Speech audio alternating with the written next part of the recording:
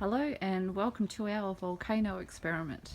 We're using baking soda and we'll be mixing that with vinegar that actually has some red food dye in it to make it look a bit more like lava. Alright, do you want to put the baking soda in?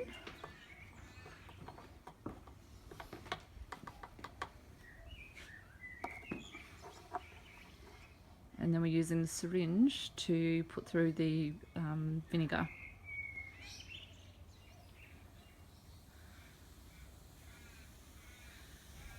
And we're starting to bubble over.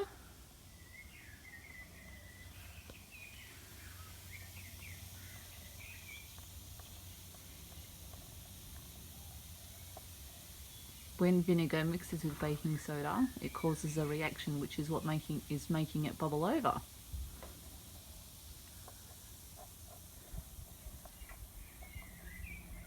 Thank you for watching our experiment. Bye.